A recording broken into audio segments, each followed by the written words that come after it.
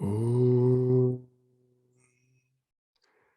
Tava Kathamritam Tapta Jeevanam Kavibhiritam Kalmashapaham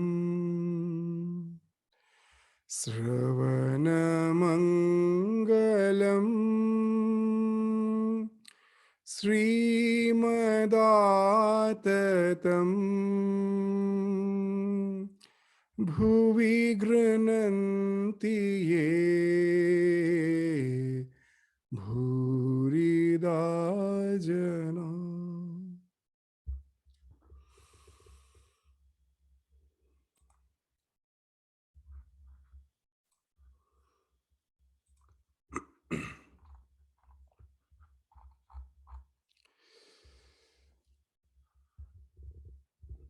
So, as in the last class, we were just saying that Sri Ramakrishna is indicating that how painful it was when he was in Kashi.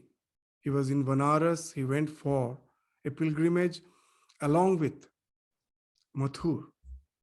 His idea was, with his pure mind, his idea was that Kashi is the holiest of the holy place, and there everyone must be contemplating on the divine throughout the day.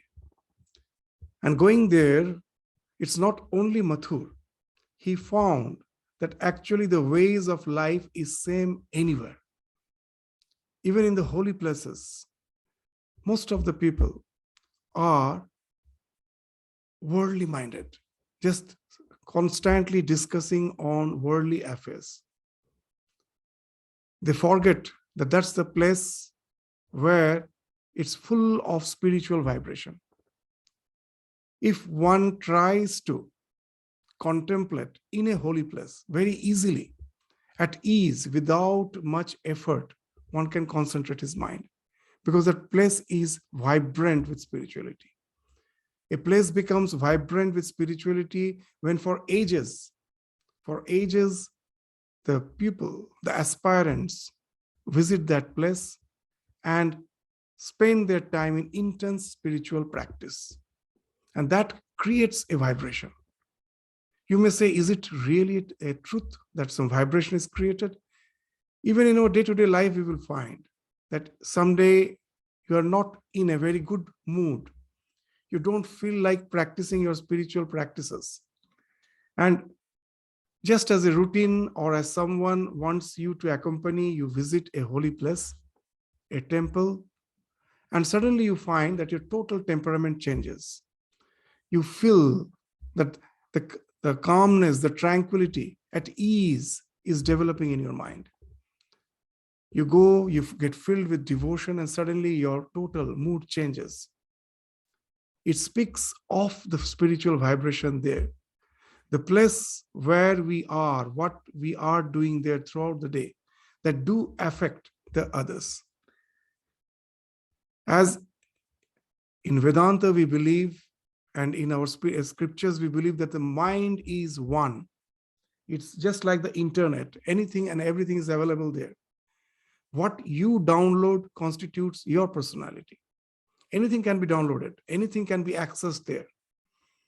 What I download, that constitutes my personality. So spiritual places are the place where that common mind, the same common mind, there it's all the people are as if accessing there, the spiritual, only the spiritual vibrations. That makes that place so vibrant. As in our scriptures, they say, Tirthi Kurvanti Sadhava. It is the spiritual aspirants who convert a place into a tirtha. Tirthi Kurvanti. It's not that a spiritual place has been made in the heaven and thrown on the earth. It's not like that. It has been created. It's we, the humans, who create it. And that's why we were mentioning that in a spiritual place, in a pilgrimage, if we resort to spiritual practice, the results will be tenfold, because you are availing the spiritual vibrations there, and at ease you progress. And if we are doing the contrary, discussing worldly things, engaged in worldly affairs, then the things which as such may not harm us when we are just going through our daily course in our place of residence, it may not in any way harm us, but it will harm immensely when we are doing the same thing in the holy place. Just like when you are passing by the school, you will find that the road which was where the speed limit was 60 kilometers per hour, suddenly it changes to 40. It was 80 kilometers per hour, suddenly it changes to 40. It was quite okay to drive quite fast before the school zone. When you come to the school zone, immediately you have to reduce the speed. Why? Because that's the place where the children's security will be compromised if you are speeding. And that's why there will be terrible fine for you.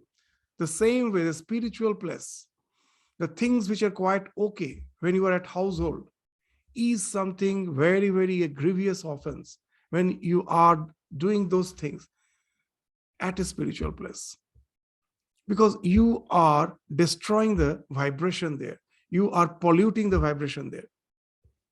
So that's why we find that Sri Ramakrishna is saying that it's what a terrible pain it is when I found that after coming to Kashi, thinking that all the people are always involved, totally devoted to the spiritual practices, is leading an ordinary life in the worldly way of life. Mathur, who brought Sri Ramakrishna, he's along with his other accompaniments, is discussing on the lawsuit and other worldly affairs.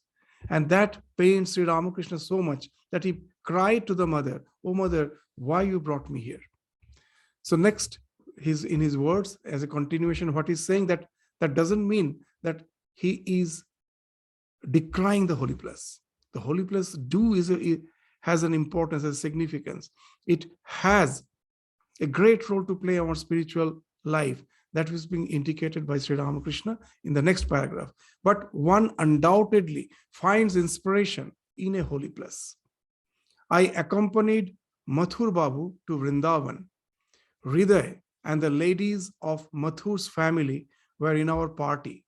No sooner did I see the Kaliyadaman Ghat than a divine emotion surged up within me. I was completely overwhelmed.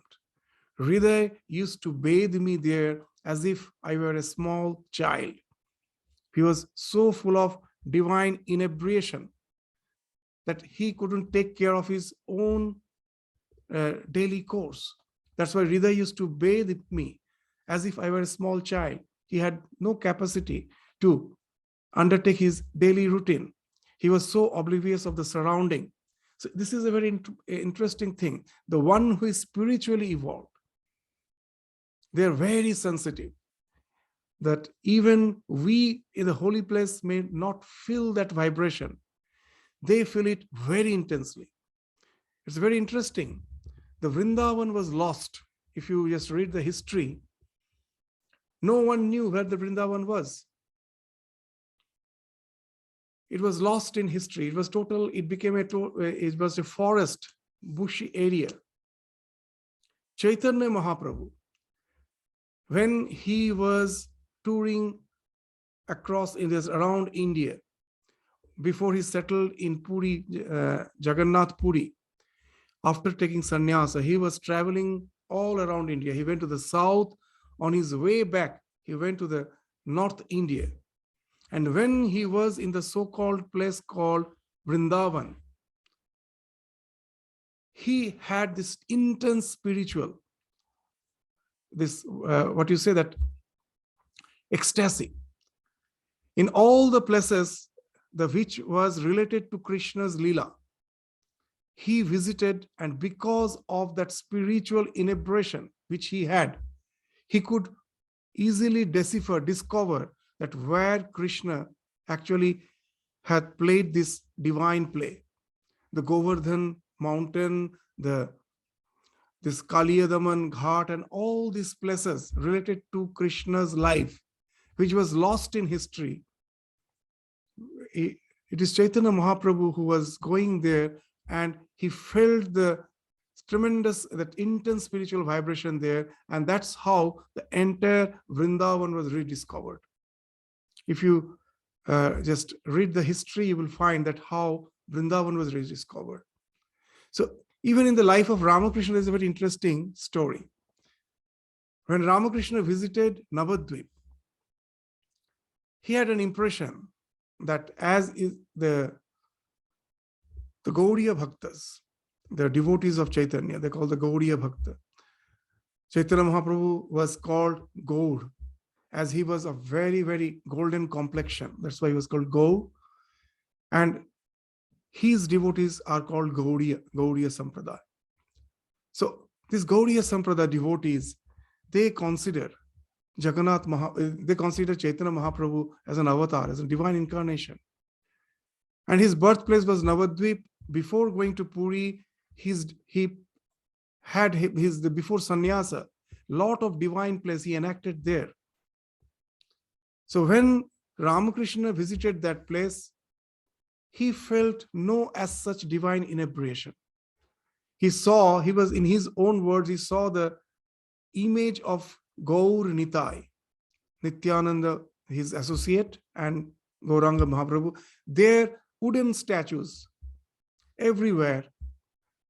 And he found no such vibration. And he was extremely pained. He thought, is it that all of them just made him an avatar? Is he not a real avatar? I don't feel like.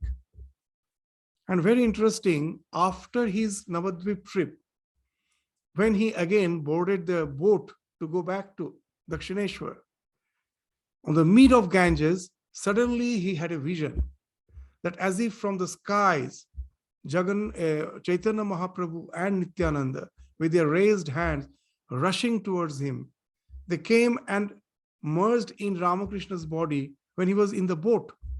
And Ramakrishna was so ecstatic, he was about to fall from the boat. And Hridaya was there to get hold of him. Otherwise, he would have fallen in the Ganges. Very interesting, he never had any spiritual that feeling when he was in Navadvip. When he was returning on the mead of Ganges, then he had that feeling. Very interesting. The archaeological findings much after that, recently, few decades back, as per the archaeological finding, the Ganga river changes its course. It goes on changing its course. It's not always that it's the same path it is following. It changes that constantly, that one embankment will be breaking and in other embankment, there will be sedimentation, and that's why it gradually changes its course. And they say that the Navadvip in Jagannath, in Chaitanya Mahaprabhu's time, is now beneath the riverbed, is in the riverbed. Ganga is very wide expanse there. It has gone beneath the riverbed. And just see that how wonderfully their spiritual, this inebriation, tallies with the real vibration there. They're so sensitive. So that's the same thing which we find with Sri Ramakrishna is indicating here also, that he felt that the places of Krishna's divine sport was filled with that spiritual inebriation that is being indicated by his word. But one undoubtedly finds inspiration in a holy place. I accompanied Mathur Babu to Vrindavan. Hridaya and the ladies of Mathur's family were in our party. No sooner did I see the Kaliyadaman Ghat, and a divine emotion surged up within me. I was completely overwhelmed. Hridaya used to bathe me there as if I were a small child. In the dusk, I would walk on the bank of the Yamuna when the cattle returned along the sandy banks from their pastures. At the very sight of those cows, the thought of Krishna would flash in my mind. I would run along like a madman crying, "Oh, where is Krishna? Where is my Krishna?" I went to Shyamakunda and Radhakunda, places near Mathura associated with the episode of Radha and Krishna, in a palanquin, and got out to visit the holy Mount Govardhan. At the very sight of the mount, I was overpowered with divine emotion and ran to the top. I lost all consciousness of the world around me. The residents of the place helped me to come down.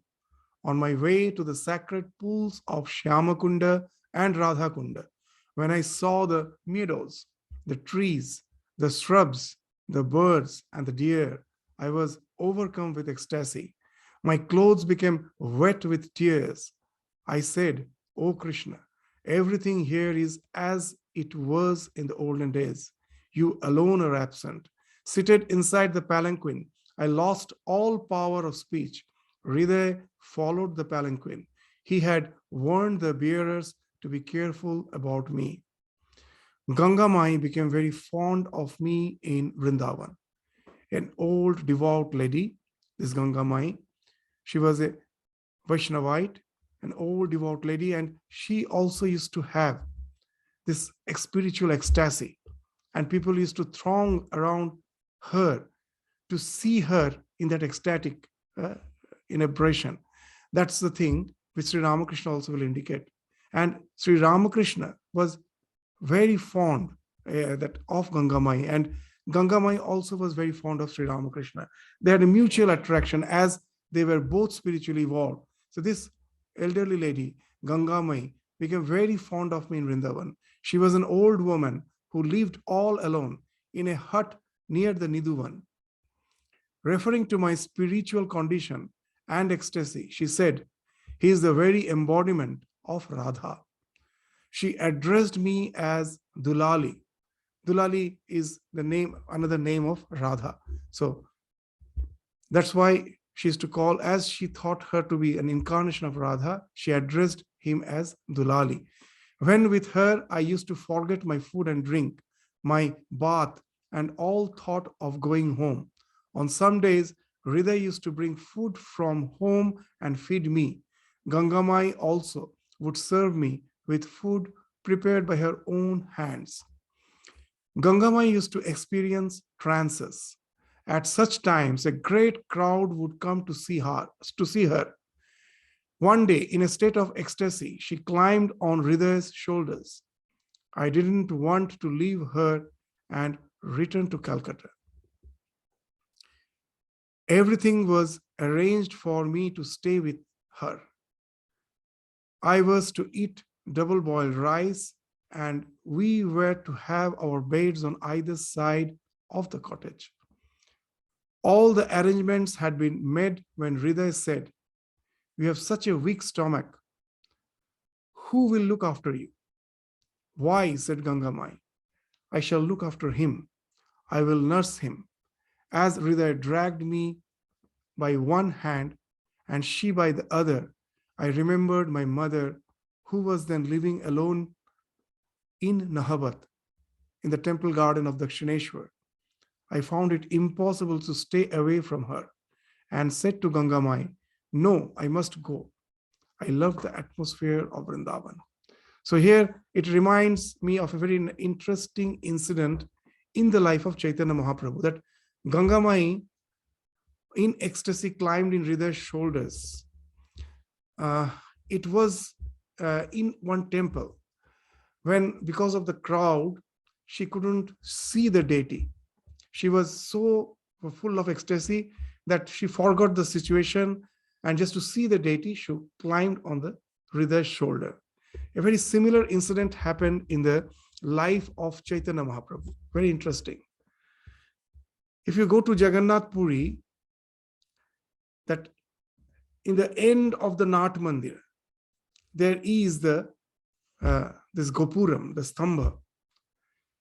Mahaprabhu never used to go near the deity. He used to get so full of divine ecstasy that he couldn't keep his consciousness. He used to just swoon. He used to become unconscious. So just to maintain his, this normal state, that he shouldn't get too much overwhelmed. He used to always stand on the rear end of the Nat Mandir, and he will just keep one of his hand on that pillar. And for hours together, he will go on just looking at the deity of Jagannath Mahaprabhu with just constantly. It was his daily routine. And one day there was a huge crowd, and almost a similar incident happened, that an elder lady was not able to see the deity because of the crowd. And she was totally oblivious of the surrounding, and she climbed on Chaitanya Mahaprabhu's shoulder, just like the way Gangamai climbed Hriday's shoulder, to have this look of, to just have a darshan of Jagannath Mahaprabhu. And seeing the lady climbing Jagannath Mahaprabhu's the shoulders, the associates of the sevaks of Chaitanya Mahaprabhu, they come running. They were about to reprimand that lady. And in the meantime, Mahaprabhu's, he was in Bhava Samadhi. He came down when that lady got up on her shoulder. Naturally, he was a bit distracted. He came down from that state, and he desisted the others from just disturbing that lady. Mahaprabhu, with folded hands, what he said is something wonderful, that the devotion which you have, that's the thing I yearn for. The Lord has never given me that devotion. Just see that how their perspective changes. Seeing that Mahaprabhu, being a sannyasi, would never touch, the question of touching, they would never even be in association with the ladies. In those days, the rules of sannyasa were very strict. And here, when in an ecstatic mode, a lady has climbed on her shoulder, he is appreciating her devotion. He understood that she was totally oblivious of the surrounding. It was not that she did it consciously. And instead of reprimanding her, he was actually praising her by saying that, how fortunate you are. The Lord has never blessed me with that type of devotion. So that's the divine ecstasy which we find in a devotee. That Gangamai also is so ecstatic. And Ramakrishna, finding someone of that intense devotion, he also wanted to be in association with Gangamai. He planned that he will, as Gangamai insisted, he planned that he will stay with her and just continue her his his spiritual journey was over. Continue his days in association with the devotees of Vrindavan, like the place Vrindavan so much. He wanted to stay there. And then what he says is very interesting. Then the thought of his mother came. In Ramakrishna's life, when anyone asked Holy Mother, that it was in those days, it was a very common opinion that Ramakrishna's advent is to establish the harmony of religion. Sarva Dharma Samanvaya. When someone told, is it so? To Holy Mother, they asked, is it so that to establish the harmony of religion, this Ramakrishna have descended? And Mother's reply was that I never think that he planned that way. If you ask me that what is the special significance of his life, is his renunciation. Now you may say, anyone may say, that any of the divine incarnation, renunciation is the common thing. They have this renunciation. Without renunciation, we cannot think of spiritual illumination. Then why Holy Mother is saying that in Ramakrishna's life, renunciation is unique? It's really unique. You will, throughout the spiritual history, a wonderful thing you will find. You will never find that renunciation is so spontaneous. What's the spontaneity of the renunciation?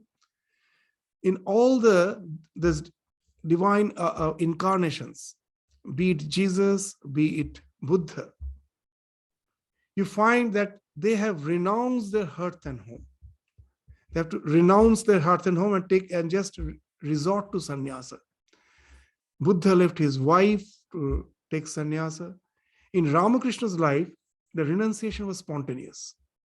He never as such renounced formally anything.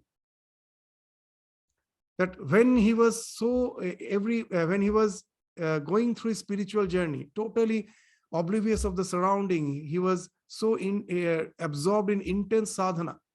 In those days, for 4 months, he used to come back to Kamarpukur to spend his days there, because in those for the 4 months, the Ganga used to become so turbulent that the dysentery and cholera was very common.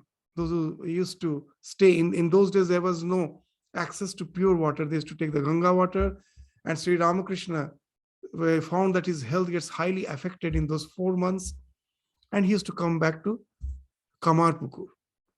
And that's when the mother Chandramani Devi, of the biological mother of Sri Ramakrishna, seeing that Ramakrishna is apparently appeared to be like a mad person, and all the villagers, they advised that give him on marriage, just let him be married, and then somehow his mind will come down to the worldly affairs. And when it was proposed to Ramakrishna that you should marry, immediately agreed. He never said no.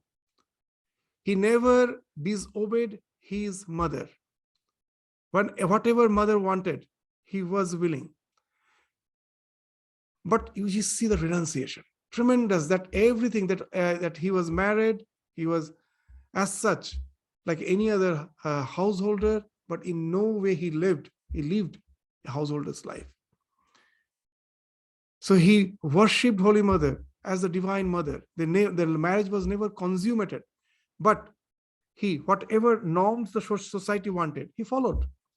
He never formally forced renunciation. When he took sannyasa, when in Dakshineshwar, very interesting, he was staying, when Totapuri came, formally he took sannyas.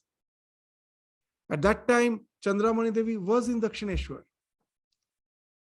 Ramakrishna felt that if mother comes to know that he has taken formal sannyas, she will be highly shocked, means she will be terribly, she will feel extreme pain.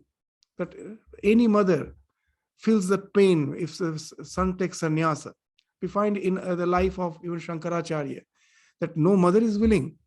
So what Ramakrishna did, he got the permission from Totapuri that though I am taking sannyasa, I will never formally wear that ochre colored cloth, because mother will get pain.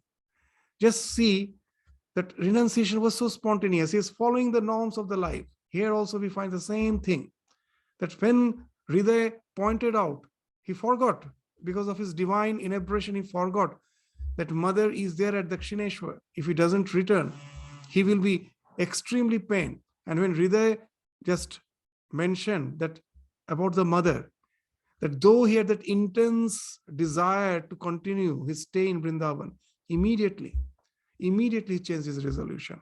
So I found it impossible to stay away from her, and that's from her own mother, and said to Ganga Mai, no, I must go.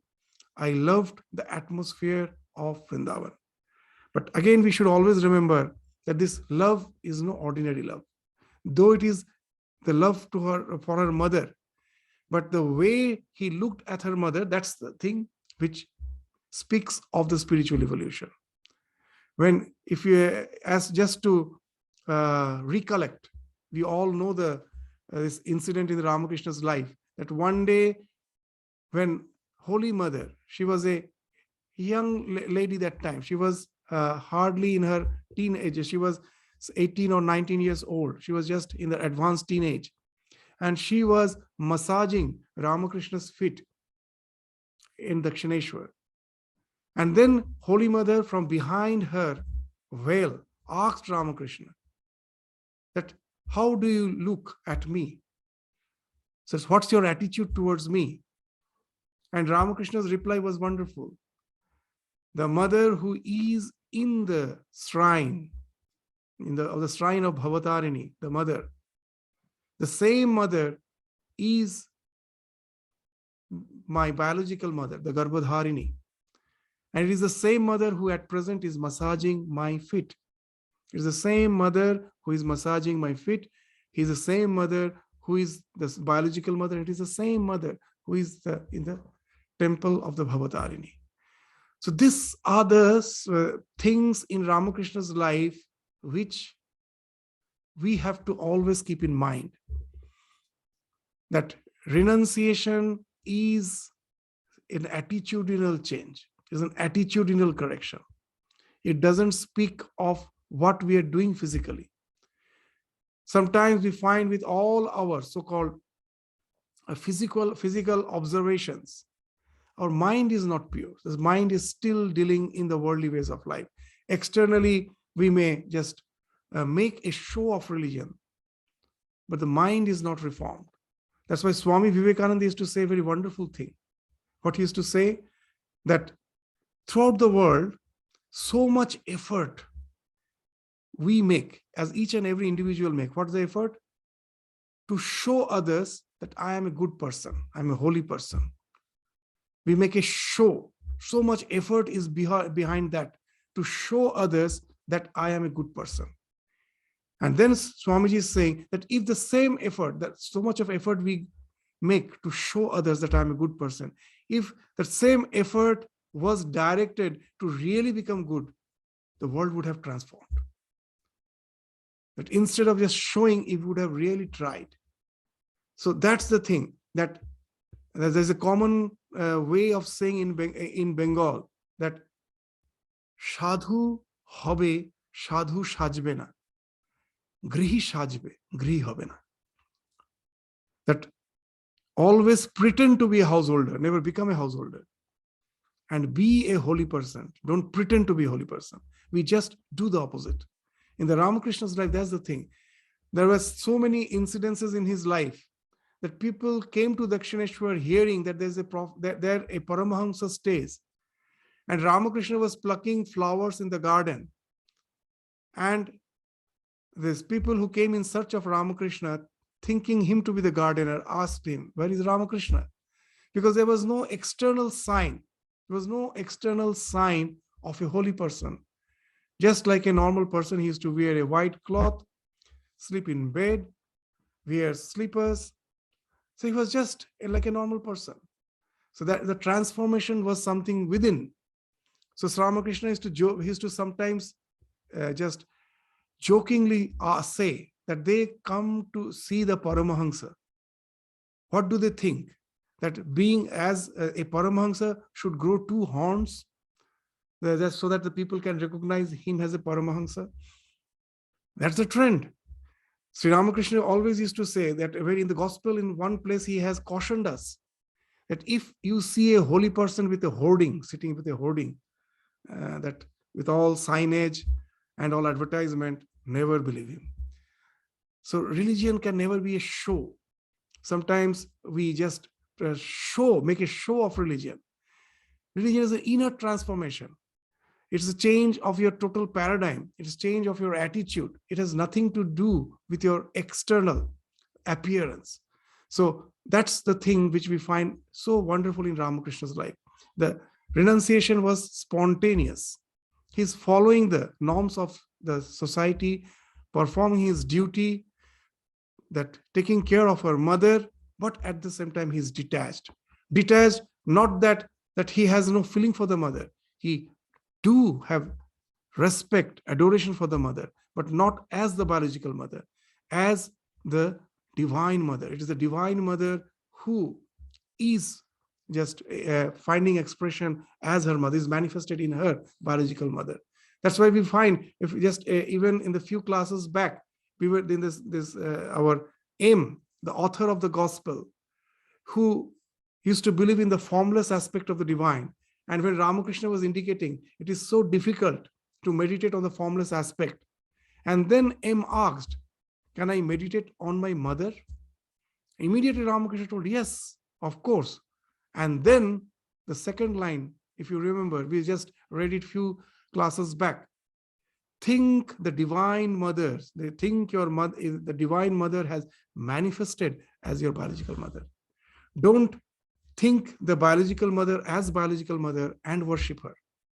This is one of the very important thing in spiritual life. Why? all our spiritual practice actually speaks of, it speaks of relating to that dimension of our existence, which is beyond all the limits. That we are worshipping the Sat Swarupa. In Sanskrit, Sat means that which is Trikal Avadhita. That alone is true, whose existence can never be interrupted by any phase of time, past, present, future. It was, it is, it will be. So all our worship, when you are trying to relate to your dimension of existence, which is beyond this, our physical existence, that what happens, that when I think of myself, what I think that I was born at certain point of time, I'm going to die at certain point of time, and I'm going through the changes. I was a young boy, now I'm a middle-aged man, now I will grow old, and I will then at last I will die. So when the scriptures say that you are Satchidananda, the Sat Chit Ananda are not the attributes of the Absolute. The Absolute has no attributes. They're the negation of our limited sense of individuality. That I have an idea that I was born at a certain point of time, I'm going to die at a certain point of time. To negate that, they say you are Sat Swarupa. Means there's no limit. You're beyond. You were, you are, you will be. You are Purana Purusha. Pura api navaiva. The word Purana means Pura api navaiva. Means there is no transformation. You are ever aging, but never old. Just you are in the eternal present. That's the Sat Swarupata. Then is it something jada, that somehow the jada has conglomerated, and as sometimes the shallow science says, not, I won't say the science says, because science now, those who are really diving deep into the science, though they may not proclaim that consciousness is there as the foundation of the existence, but they will never say that it is the matter and matter alone from which the consciousness is evolved. There's a big question mark there. So the scriptures say that this Vedas, the Vedantas, what they proclaim, that Sat Swarupata, which is eternal, which is the core of our being, is Chit Swarupa, is consciousness. It is consciousness. The matter is a product of that consciousness, not the opposite. The consciousness is the phenomenon. Matter is the epiphenomenon. And that consciousness is Ananda Swarupa. Ananda Swarupa means what? In our life, I find that we are always in duality, sometimes happy, sometimes dejected, sometimes in pleasure, sometimes in pain. So this constantly, we are vacillating between the two poles.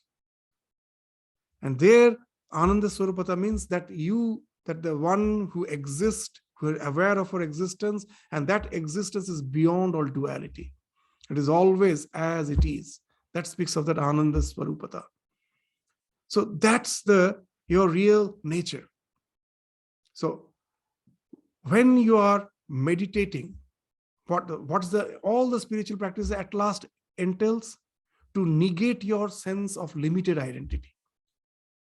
When I'm a bhakta, what I'm doing? The same thing, that God is, He is infinite, He was, He is, He will be. The real me is infinite. I was, I am, I will be. I am an eternal association with the divine. This life is a flow, it will end. But the real me is not going to end. It is going to be in eternal association with the divine. So with this idea, you are negating the idea of your limited existence. The Jnani, when he thinks that he is one with Brahman, he is doing the same thing. A yogi who thinks he is the Atman, separate from this body-mind consciousness, he is doing the same thing, that Atman is eternal. So this idea is the only thing which, like a programming, constantly what it does, it goes on hammering the ego, around which that ego, that I am this limited body-mind complex. With this idea, all the desires, all our likes, dislikes, all get hooked to this ego. If you can get rid of this ego, all this falls off, rendering you free. It is impossible to get rid of our obsessions one by one. It never happens. In one go, it happens by hammering the ego. So all the spiritual practices at last entails in getting rid of that ego. As when someone is to ask Sri Ramakrishna that, when shall I be free? Ami mukto hobo kobe. And Sri Ramakrishna's answer was, Ami jabe jabe. When I cease to be. So when shall I be free? When I cease to be. So this is the very interesting thing, that you love your mother, but how can there be a sense of renunciation? That's the idea, that love the mother, love your mother, love your father, love all your relatives, but not as a person of flesh and bone.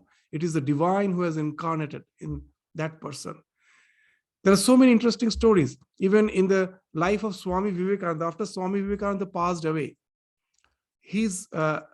there's Miss Josephine MacLeod. She used to consider herself as Swami Vivekananda's friend, not as just as a disciple. Though she was a disciple, but that Sakha Bhava was there. When Swami Vivekananda passed away, she visited Belur Math. There are very interesting stories that it was afternoon. The temple, this Swami Vivekananda's bedroom is still maintained, just as it was in his last day. So they still maintained. So it was closed. Now MacLeod, when he came, it was afternoon, it was closed. And when he asked that to open that room so that she can go in, the one who was the attendant, he told, now I cannot open. It's only in the afternoon I can open it, when it's time. And she scolded him. For me, when Swami was living, there was free access for me. There was no such fixed time. Any time I wanted, I could visit. And now you're saying I cannot visit, open the door. So he was bound to open. He opened the door. And now he was just entering with the slippers, with the shoes. Again, the sevak told, wait, please open the shoes. Again, he got a scolding. That when Swamiji was alive, he never asked me to open the shoes. Who are you to ask me to open the shoes? So that was her attitude. And now she used to say, very interesting thing, that I never in my life, I never thought of getting coming in a relationship with someone, because I never found a perfect man. And then I found Swamiji. And this is the man whom I really adore, that he has died. But after this meeting him, I can never think of just having devotion to anyone else, because I never find anyone like him. So that was her adoration. And now she went to meet Holy Mother. She went to meet Holy Mother, and a very interesting thing she told, that I cannot meditate. I cannot meditate. Then Holy Mother, why? Well, whenever I sit for meditation, it is the image of Swami Vivekananda comes to my mind. I was so intensely devoted to him. Always he comes to my thought. And Holy Mother has told a very interesting thing. Well, how fortunate you are, that the one who is one of the rishis of the 7 rishis has came from a high spiritual realm. To meditate on him, it takes so much of effort, and it is just there normally to you. And then the next sentence, again the same thing. But no, do not think him just as a person of flesh and bone. That is quite good. His thought comes to you. But always remember, he is that one among the 7 rishis. He has came from the realm of formless. So that this is the thing which is very important. And why we are stressing it so much? Because in our present day, Sri Ramakrishna used to say that Kolite Annogato Pran. In Kali Yuga, that our entire life is as if on food. Without food, we cannot survive. Many translate it while saying that previously people used to fast a lot. For days together, they will do meditation and they can fast. And nowadays, we have become a weakling. But that's not the real meaning. When the Annagata Pran has a total different meaning. It's a very interesting meaning that you just see that how the civilization grew. It's a big paradox that we were all hunters. Our predecessors were hunters or food gatherers. They used to go to the forest, collect fruit. And there was no laser. Every day they have to go out, they will have to meet the challenge, come back, whatever food they get, with that they feed themselves, again they go next day.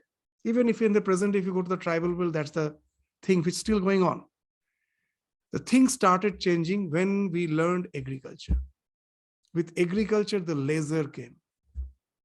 That for a certain part of the year, we just produce the food from gatherers, we became the producers. And now we are sufficient, we just stored them. Now rest of the year, we have sufficient leisure, lot of time. And that's how the civilization grew. That yes, that as I have leisure to keep myself engaged, I need arts, I need spirituality, I need culture, all those things developed. That music, arts, everything developed. That yes, I have no sufficient thing, but in free time, what to do? So to keep yourself engaged, these things developed. And so they were paid for that. So you need not have to take care of agriculture. We are taking care.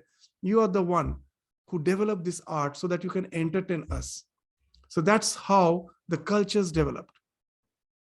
So any civilization speaks of a lot of leisure. And it is in the search of leisure all our inventions are going on. It is just in search of leisure, you have the washing machine. It is in search of leisure, you have the dishwasher. It is in search of leisure, you have all the gadgets. And just see the paradox. I have no free time.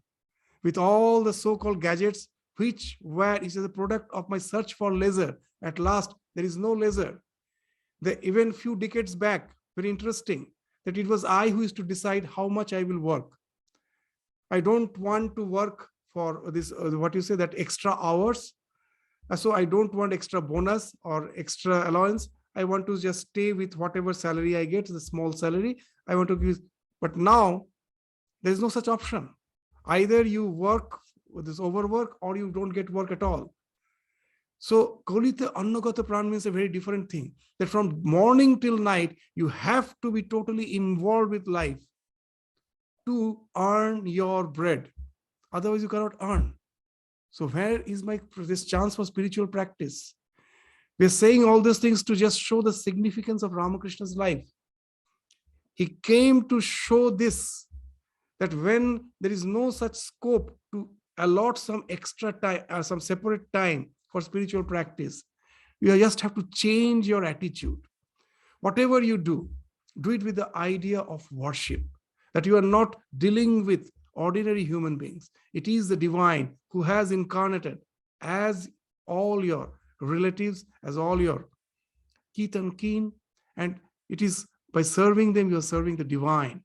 And that way, your day-to-day life can become a 24/7 spiritual practice.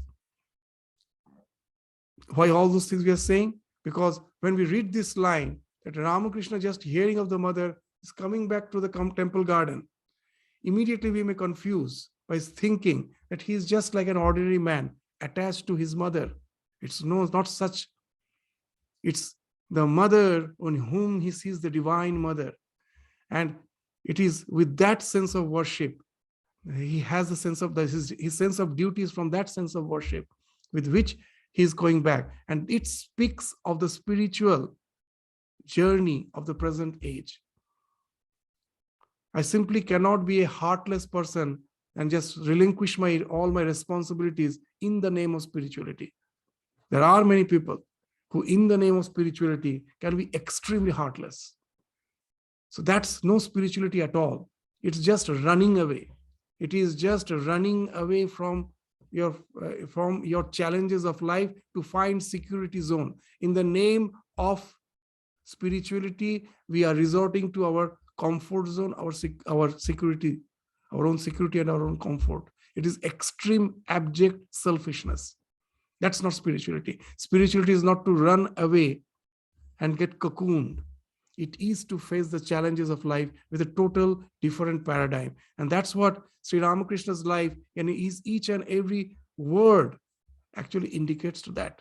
Sri Ramakrishna, now, so let us proceed to the next paragraph.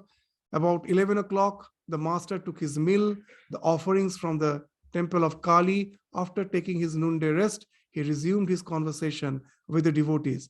Every now and then, he uttered the holy word Om or repeated the sacred names of the deities. Tuesday, October 24, 1882, it was 3 or 4 o'clock in the afternoon. The master was standing near the shelf where the food was kept when Balaram and M arrived from Calcutta and saluted him. Master to Balaram, well, can you explain the state of my mind? Once I was going from Bardwan to Kamarpukur in a bullock cart when a great storm arose. Some people gathered near the cart. My companions said they were robbers. So I began to this Ramakrishna like a child who is saying something interesting. So I began to repeat the names of God, calling sometimes some Kali, sometimes some Rama, sometimes some Hanumana. What do you think of that? So it appears to be funny, just as if which name will work, he doesn't know. He's taking. So our aim is just saying, just commenting, was the master hinting that God is one, but is addressed differently by different sects? Master to Balaram, Maya is nothing but woman and gold. A man living in its midst gradually loses his spiritual alertness. He thinks all is well with him. Then he gives a very, very blunt, that example, so that it strikes our mind. It kicks us. The scavenger carries a tub of night soil on his head, and in course of time loses his repulsion to it. So we get involved in this worldly way of life and think it's quite okay, just like a scavenger carrying a tub of night soil on his head, and in the course of time loses his repulsion to it. One gradually acquires love of God through the practice of chanting God's name and glories. One should not be ashamed of chanting God's holy name. As the saying goes, one does not succeed so long as one has these three: shame, hatred, and fear. In Bengali, it's a very nice, a proverb. They say, Lajja, Ghrina, Bhoy, Teen Thakte Noy. As long as you have shame, hatred, and fear, there cannot be any spiritual evolution, spiritual progress in you. It's not possible. What it means? Shame in taking God's name. That what will others say? That most of my relatives and others, they don't believe in God. If I just resort to that practice, what they will say. So from that shame, I just don't take God's name. So that if you have that type of shame, there's no chance of spiritual progress. Hatred, you don't have shame, but at the same time, what happens? I don't have shame. I resort to my spiritual practices, and then I find a lot of opposition coming, criticism coming, and then I may develop hatred for those people who oppose me. So that's why he's saying no hatred, neither shame nor hatred. Be indifferent. That hatred is a negative attraction. Whom you love, you think of him or her constantly, and whom you hate, you think of him or her more intensely. You will find is always there. So hatred is never opposite of love. The opposite of love is indifference. Try to be indifferent. That what indifference means, that as Swami Vivekananda gives an example, a bull was just lying lazily, a mosquito was sitting on its on its horn, and then suddenly the conscience of that mosquito was pricked. That conscience was pricking. That most probably I'm annoying the bull. He asks the bull that, am I annoying you? And the bull told, no, you can bring your entire family and sit. Means the horn has no sense. There's no such sensation. So whatever it may, that when the mosquito is sitting on your skin, do you have really some irritation feeling? But the horn, just like your nail, if something is sitting there, you have no feeling. So he's saying you can bring your entire family. The idea is that be indifferent. Even if all those things are there, just as if they are sitting in your horn, it in no way affects you. Be indifferent. Don't hate them.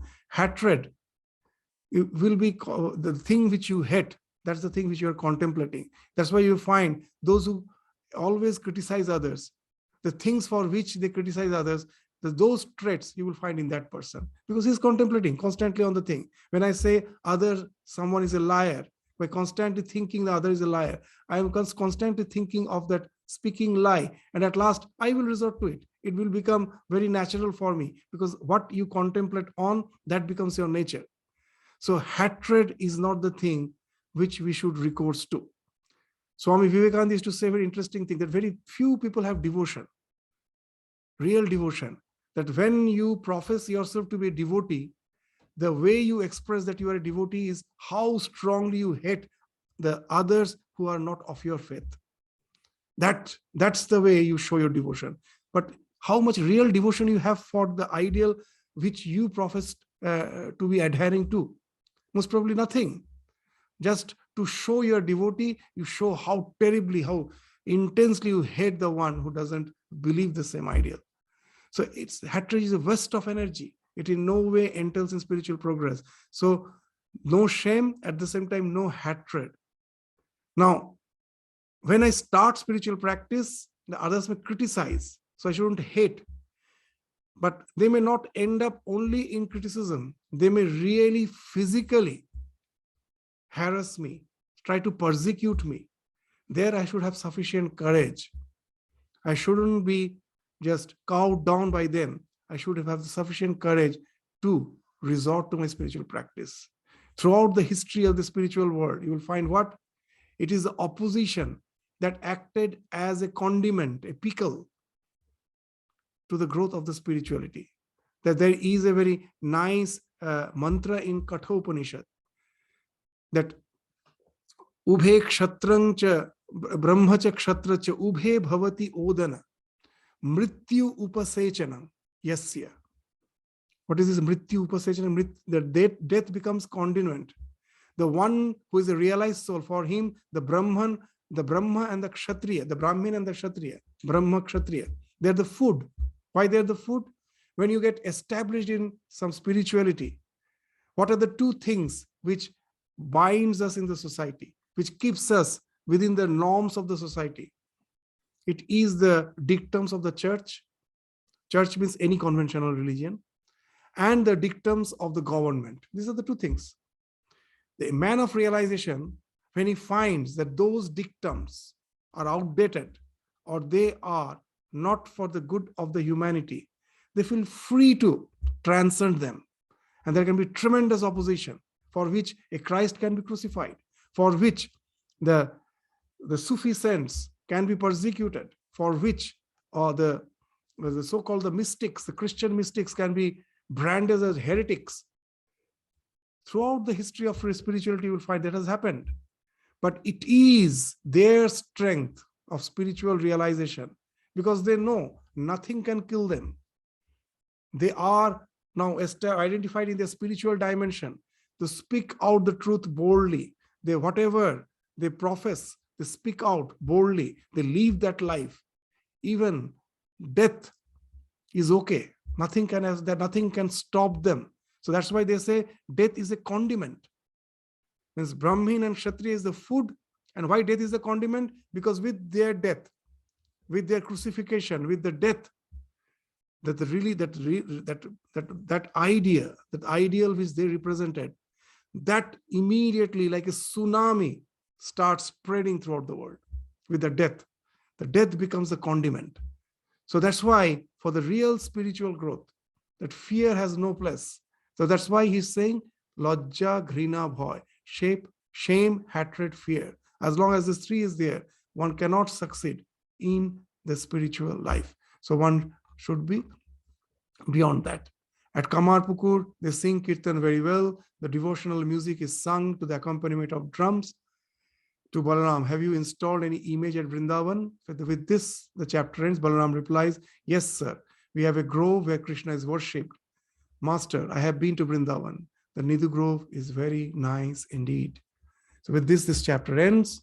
So for the time being, we will discontinue with this gospel class on Tuesday, and on Thursday, where that our class on Mundaka Upanishad will be over, just in another few more classes. The last chapter is remaining.